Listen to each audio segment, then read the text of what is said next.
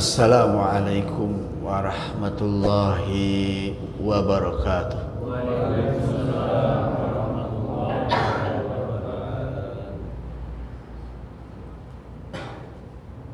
Alhamdulillah, alhamdulillahirabbil alamin. Wa bihi nasta'inu ala umuri dunya waddin. Wassalatu wassalamu ala ashrafil anbiya'i wal mursalin Sayyidina Muhammadin wa ala alihi wa sahbihi ajma'in. Faqala Allah ta'ala fi kitabihil karim wa huwa asdaqul qailin.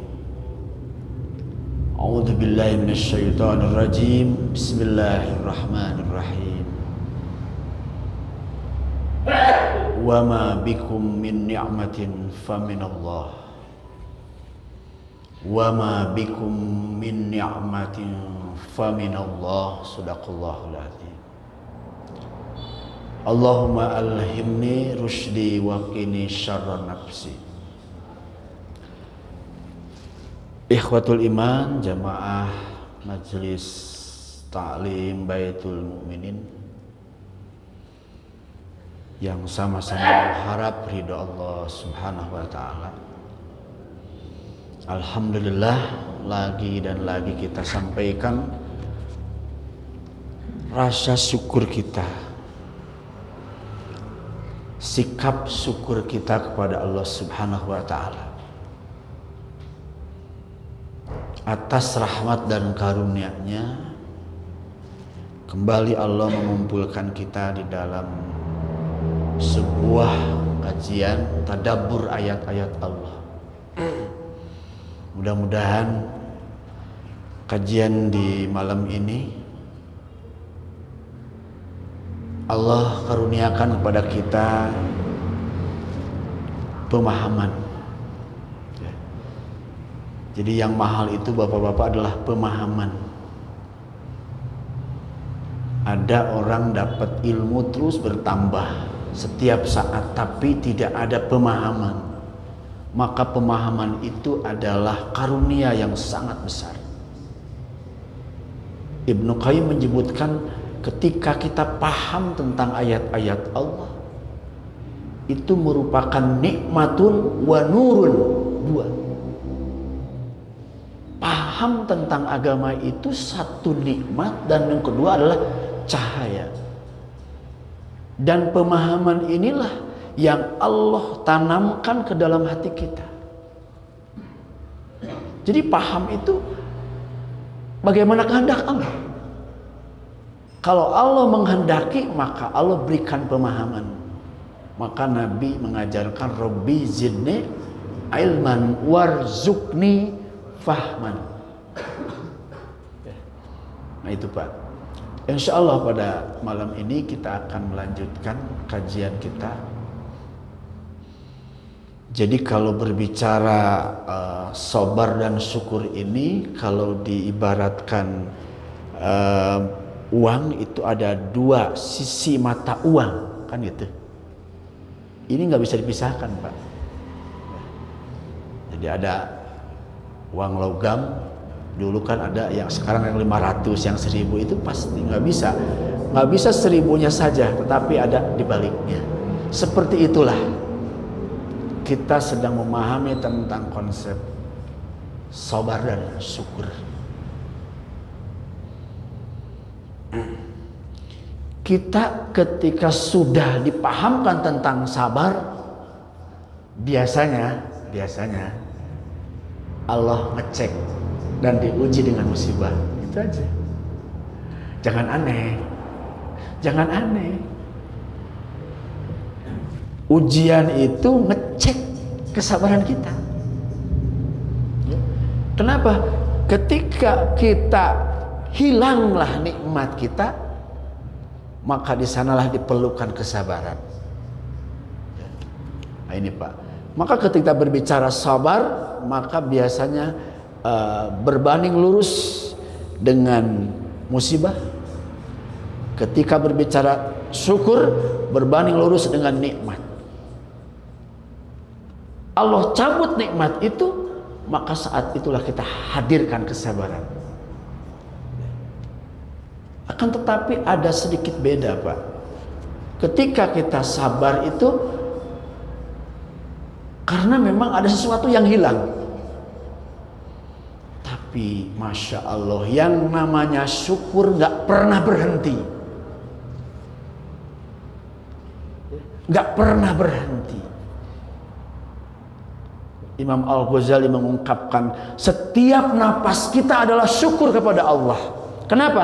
Karena tidak ada satu detik pun hidup kita yang lepas dari nikmat Allah. Dan tidak ada satu dim pun dari tubuh kita yang bukan dari Allah. Masya Allah. Gak ada berhentinya syukur.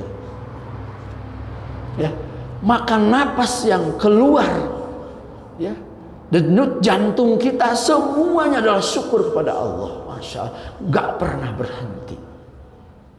Maka Allah perintahkan di dalam Al-Baqarah, a'udzubillahi minasyaitonirrajim, bismillahirrahmanirrahim, fadkuruni adzkurkum washkuruli wala takfurun. Sebetulnya konsepnya, ingat dulu kepadaku, maka aku pun akan ingat padamu. Dan bersyukurlah kau, jangan pernah kau kufur akan nikmat. Hadimakumullah, jadi berbicara syukur ini memang kehidupan kita. Maka ada tasyakur bin nikmah, pasti nikmat. Tapi oleh orang-orang hakikat itu, musibah pun menjadi sesuatu yang harus disyukuri.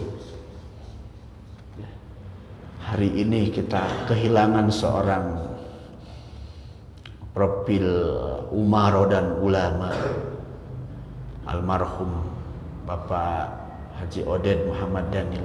Kita doakan, beliau seorang ulama sekaligus umaro. Allah panggil.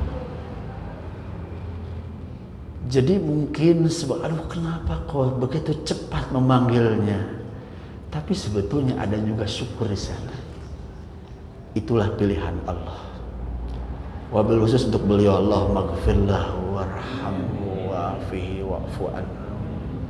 Mudah-mudahan Allah menerima iman, Islam dan ihsannya. Allah mengampuni dosanya dan keluarga yang ditinggalkan diberikan kesabaran oleh Allah Subhanahu wa taala. Amin ya Allah ya rabbal alamin. Banyak kenangan buat beliau insyaallah. Nah, hadimakumullah, itu mereka itu melihat sebagai sebuah nikmat. Tidak semua musibah menjadi sesuatu yang dia tolak, tetapi kadang-kadang menjadi sebuah nikmat. Dan kita harus disyukuri. Jadi Allah, saat inilah waktu yang terbaik buat engkau, kau pulang. Hadimakumullah. Baik, kembali lagi. Tadi ayat yang saya bacakan di dalam surat An-Nahl ayat 53 ya. Jadi wa ma bikum min ni'matin, apa saja yang ada pada diri kamu sekalian dari nikmat, satu nikmat, paminallah, itu dari Allah. Ya, nggak ada yang dari yang lain, semuanya dari Allah. Saking banyaknya kita tidak mampu menghitung, mendeteksi nikmat-nikmat yang ada dalam diri kita. Nggak mungkin Pak, habis umur untuk menghitung nikmat. Masya Allah. Maka di dalam ayat yang lain, An-Nahl ayat 18-nya, Allah menantang pada kita, wa in ta'uddu nikmatallahi la tuhsuha. Jikalau engkau menghitung nikmat-nikmat dari aku, nikmat dari Allah, la tuhsuha, pasti kau tidak bisa menghitungnya. Allah menyatakan pasti kau tidak bisa menghitungnya. Makanya Allah mengatakan qalilan ma tashkurun dalam ayat Al-Quran. Sedikit sekali hamba-hamba yang bersyukur. Ini pernyataan Allah. Sayang, sedikit sekali orang yang pandai bersyukur.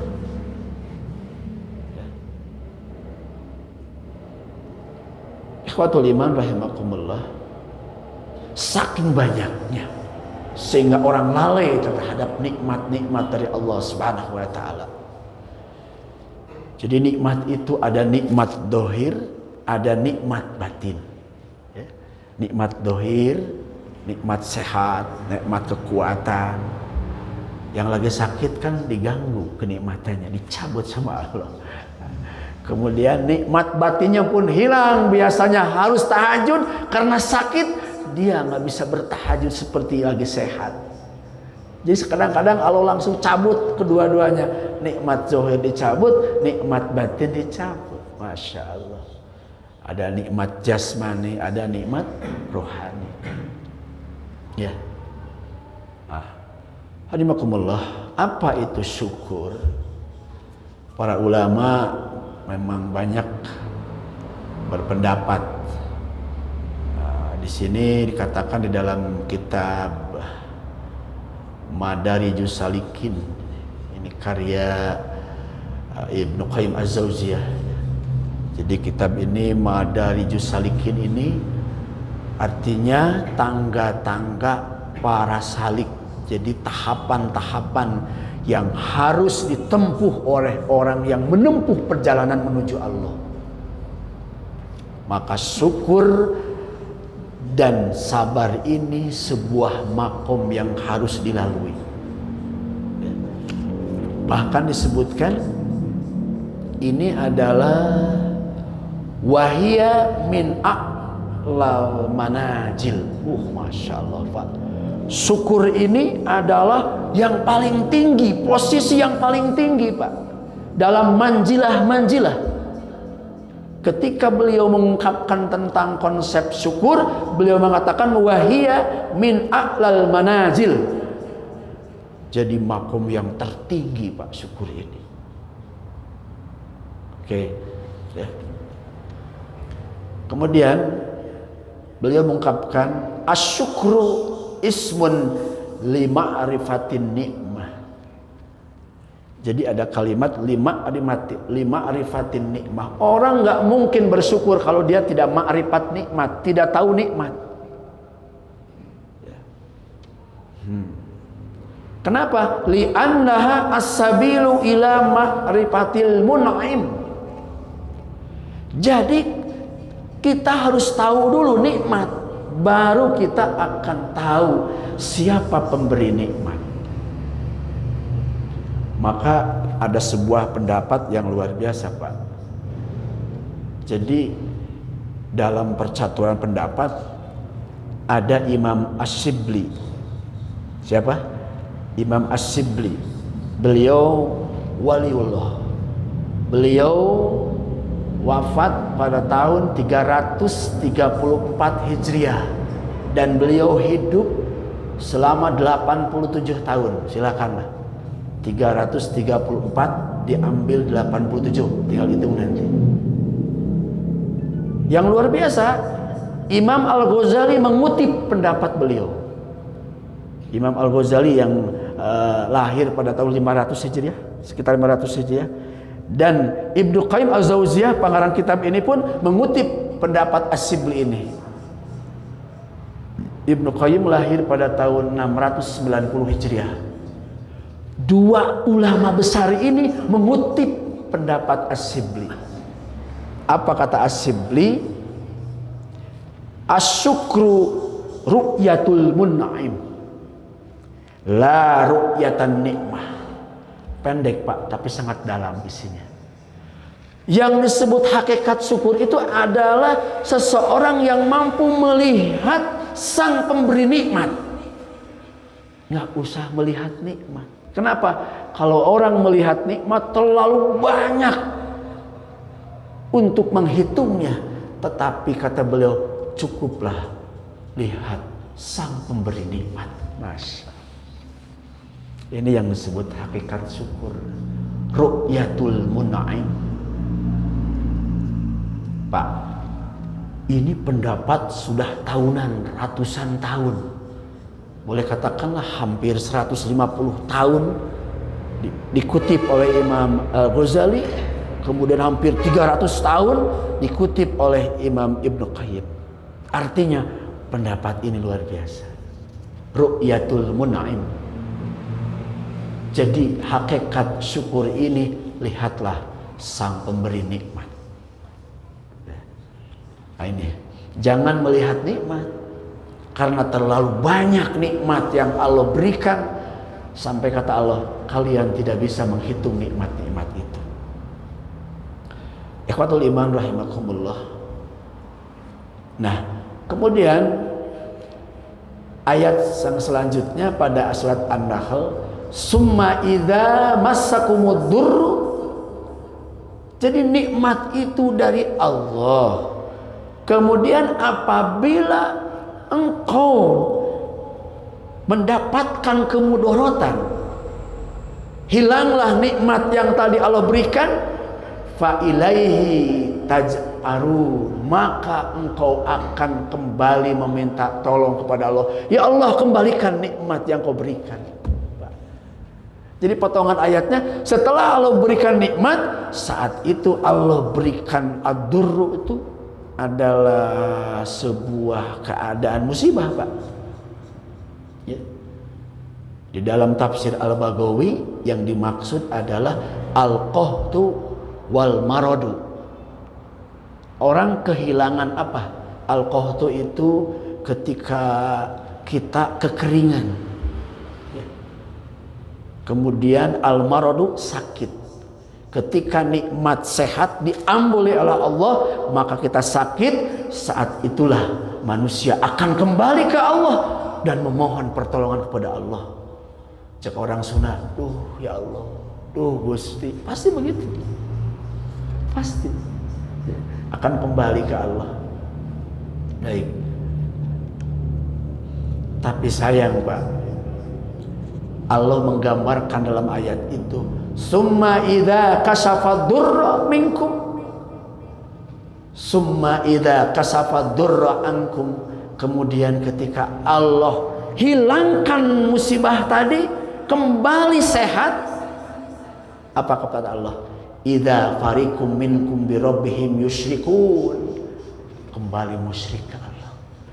Inilah sifat asli manusia.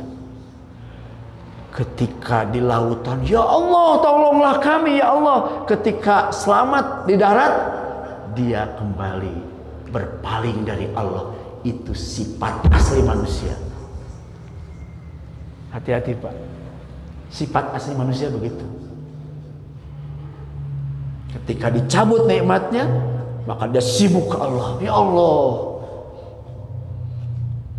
Tetapi ketika dikembalikan kenikmatannya yang telah hilang, idza fariqum minkum bi rabbihim yusyriku. Hadimakumullah, ini bagaimana Allah Subhanahu wa taala mengungkapkan tentang nikmat, ya. Jadi sikap kita harus bersyukur. Nah, kemudian Allah juga memberikan sebuah statement, ya, di dalam surat Ibrahim ayat 9. Allah menyatakan, la in syakartum la azidannakum wa la in kafartum inna adzabi lasyadid. Komplitnya, wa id ta'adzana rabbukum la in syakartum la azidannakum wa la in kafartum inna adzabi lasyadid. Dan ingatlah ketika Allah mengiklamkan, mengungkapkan kepada hamba-hambanya,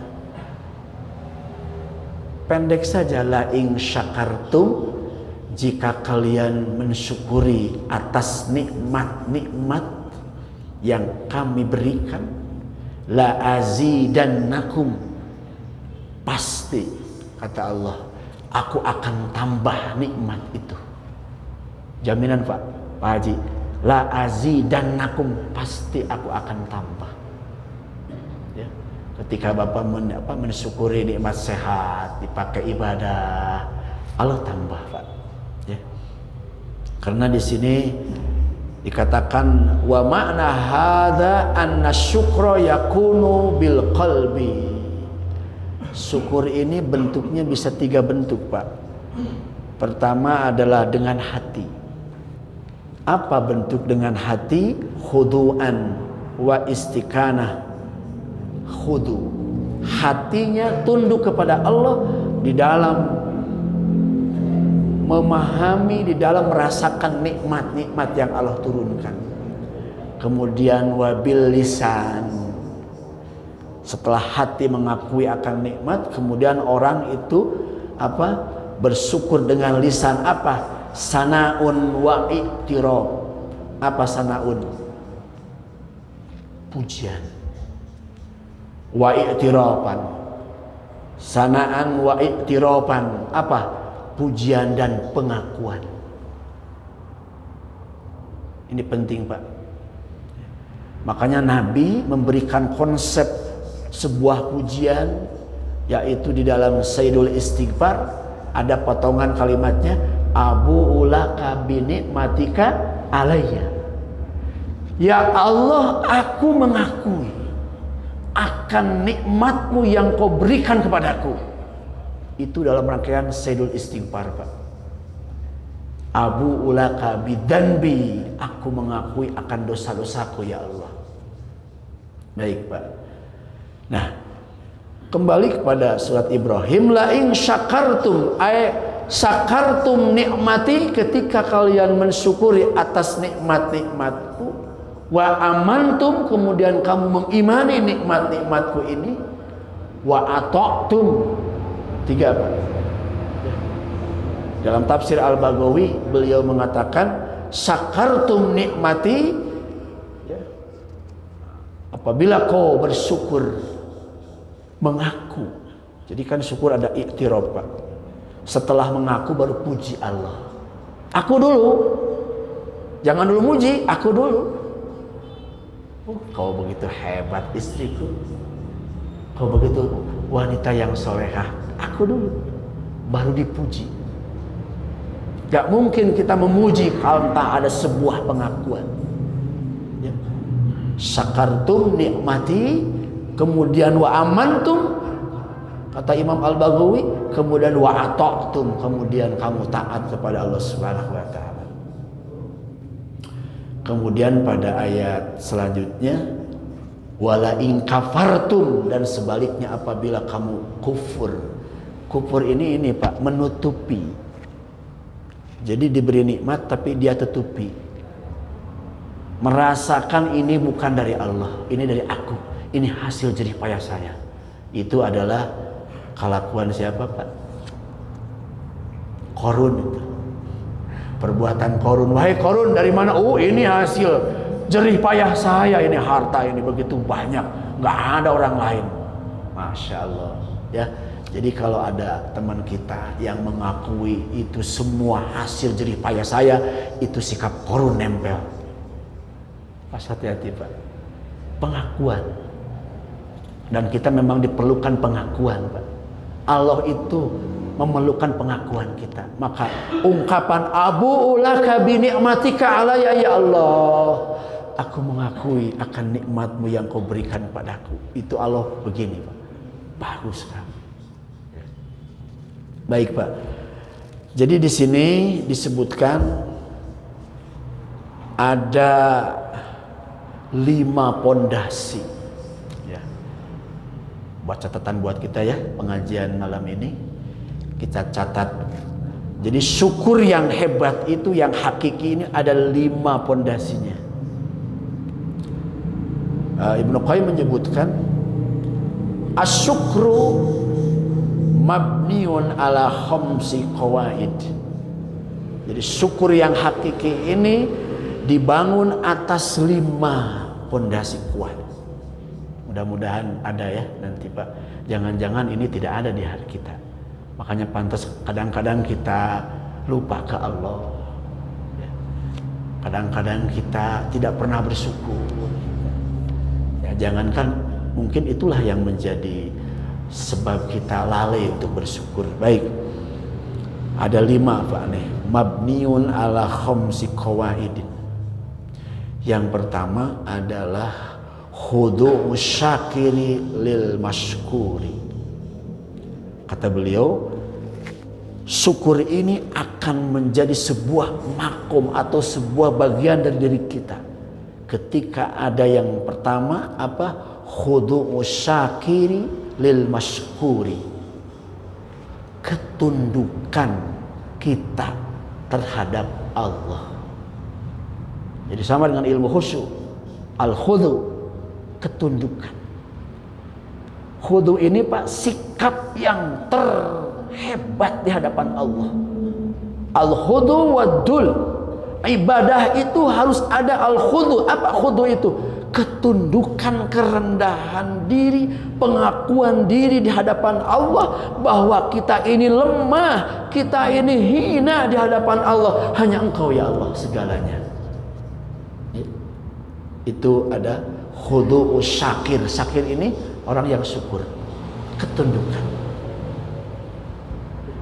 Makanya Bapak sekali-kali setelah zikir bertafakurlah. Ya. Tafakur, duduk di hadapan Allah, kemudian kita mentafakuri akan nikmat-nikmat Allah. Dia hati ini berjalan untuk apa? Mentafakuri. Selain zikir ada 2 kalimat. Allazina yazkurunallaha qiyaman wa qu'udan wa 'ala junubihim wa yatafakkaruna. Mereka bertafakur. Oke, ya. Itu yang pertama, ketundukan. Ketika tunduk, kita mengakui akan nikmat-nikmat dari Engkau ya Allah. Awas hati-hati Pak. Dari Engkau ya Allah.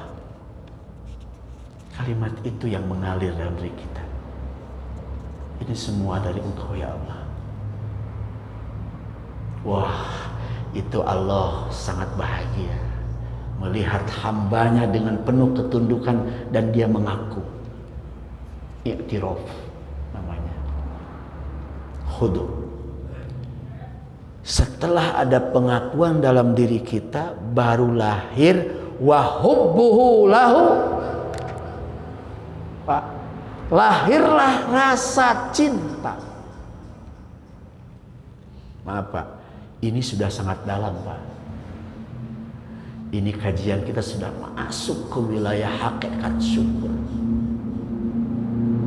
Bisa enggak menghadirkan cinta kita kepada Allah?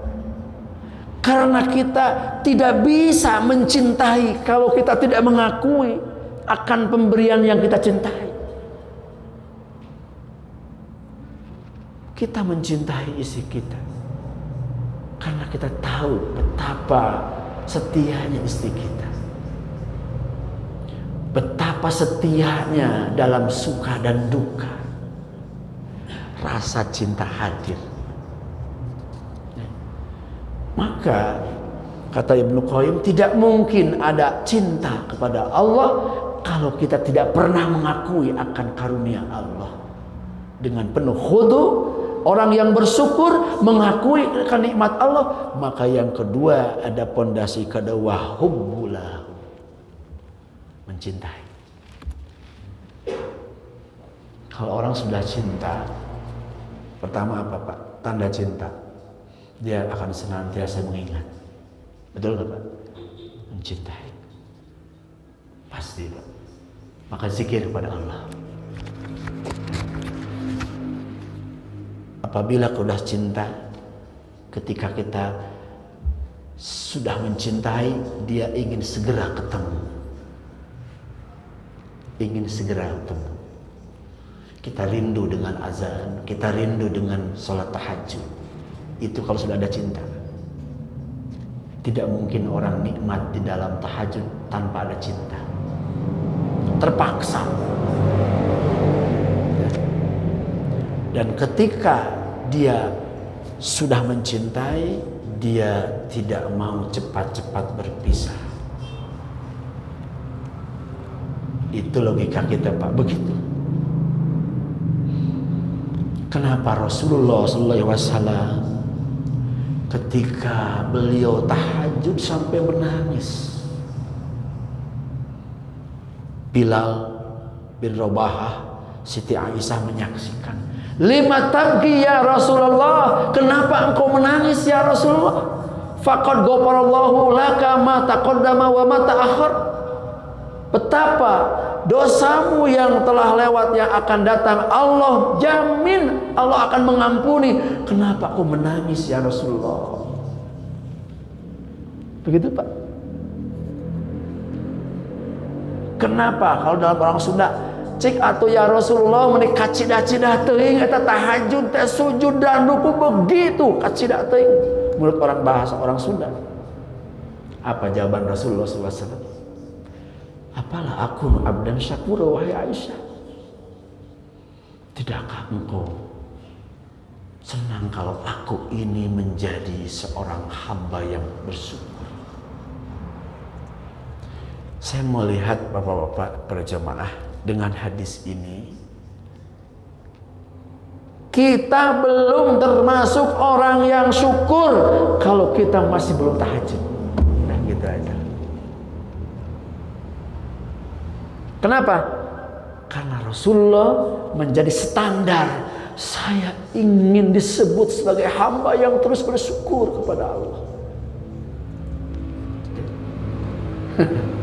Jadi kalau melihat koridor ini, ya Allah, betapa Rasulullah SAW sampai bengkak-bengkak kakinya karena lama berdiri di hadapan Allah.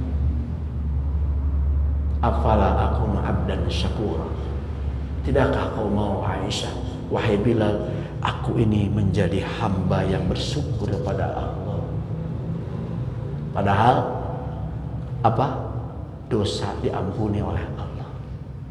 Kita belum dijamin, Pak. Nabi itu yang telah lalu, yang akan datang pasti Allah mengampuni. Kita belum tentu, Pak, diampuni. Masya Allah. Masihkah kita masih malas untuk bangun-bangun? Diperlukan nikmat-nikmat apa lagi? Baik bapak-bapak ya. Yang kedua apa? Wahubbuhu lahu. Hadir rasa cinta kepada Allah.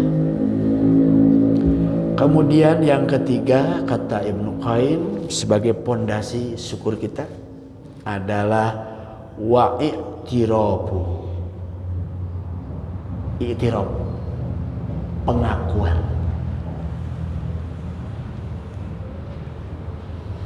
Pengakuan, Pak. Orang itu perlu pengakuan, Pak. Eksistensi dirinya itu perlu pengakuan.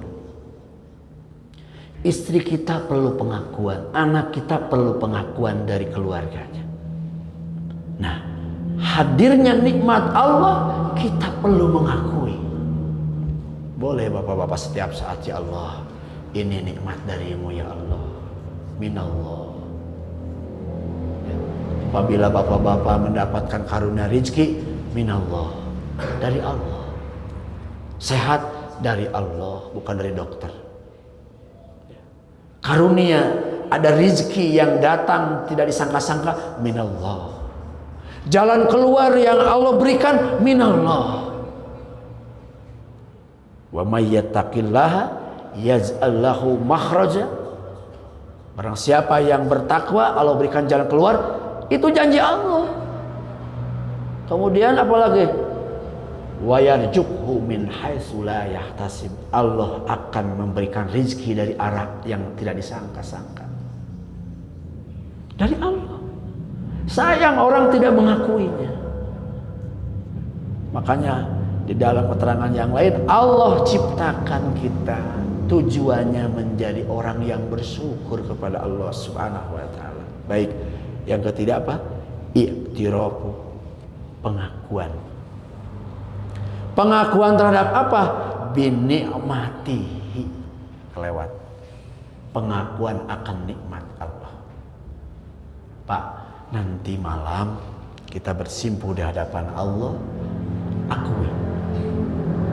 Ya, nggak apa-apa, pakai bahasa Sunda saja. Ya Allah, ini darimu ya Allah. Terima kasih ya Allah. Nangis Pak.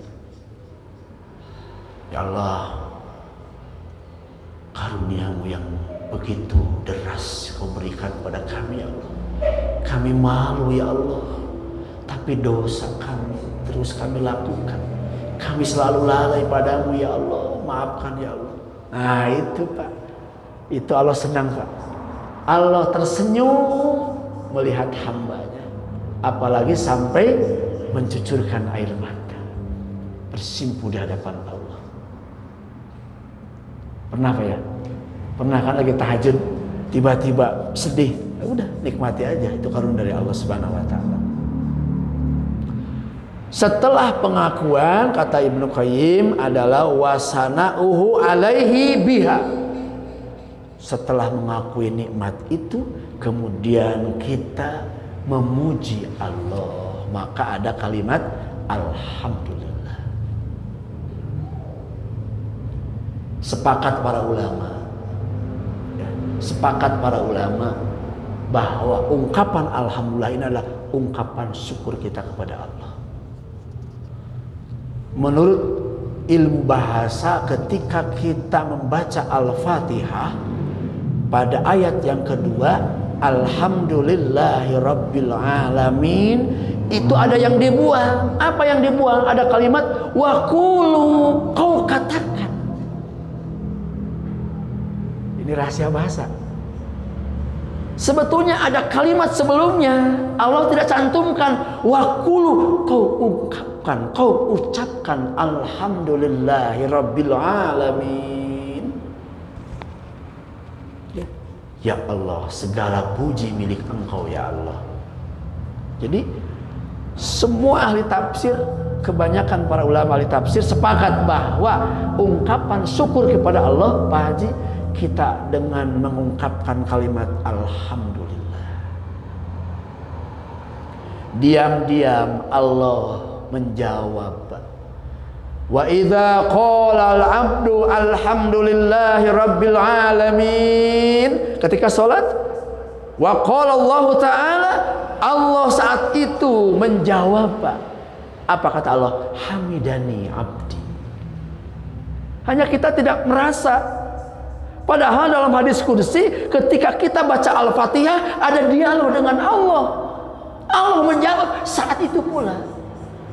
Wa idza qala al-'abdu alhamdulillah.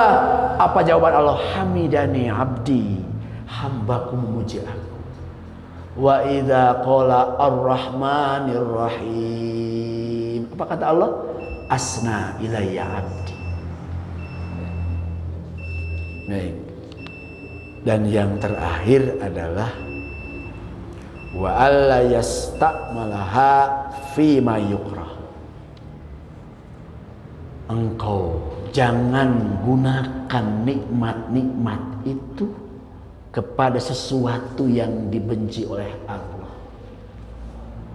Kopiah ini untuk dipakai di kepala, bukan untuk dibuang. Artinya nikmat-nikmat Allah digunakan untuk sesuatu yang dikehendaki oleh Allah. Nikmat sehat digunakan untuk taat kepada Allah. Maka di dalam surat At-Takasur, summalatus alunna yauma idzin anin na'im. Nah ini Pak, kemudian kamu sekalian akan ditanya anin na'im, dari nikmat-nikmat. Di dalam tafsir, na'im ini adalah nikmat sehat. Pasti Pak, nanti di akhirat di alam kubur Allah akan tanya bahwa summalatus aluna yauma idzin, nanti pada hari kiamat, anin na'im, dari nikmat apa? Di antaranya nikmat sehat. Mudah-mudahan kita semua menjadi hamba-hamba yang pandai bersyukur. Insyaallah, mudah-mudahan nikmat yang Allah berikan Allah akan pelihara, ya. Kenapa? Karena nikmat kalau tidak disyukuri akan berubah menjadi sebuah bencana. Wala in kafartum inna adzabi lasyadid. Kalau kamu tidak mensyukuri nikmatku, bahkan kamu menutupinya, ingat siksaku sangat pedih. Shadaqallahul adzim. Demikian, wallahu muwaffiq ila aqwamit thoriq. Assalamualaikum warahmatullahi wabarakatuh.